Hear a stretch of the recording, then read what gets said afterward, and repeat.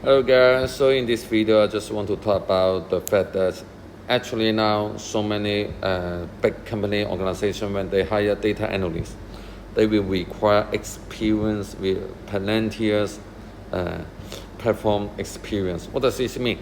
It means that the Palantir platform is highly recognized by the world. So here it said that if you want to be a Chicago State University data analyst, you need to have experience with Palantir platform. So it's a good news. Okay, the worst thing we Palantir investor worry about is the system. Okay, outsider don't recognize. But now even outsider think that it's a good system. They want to hire data scientists who also know how to deal with this system, this platform. So I will say that it's a good thing for the Palantir growth.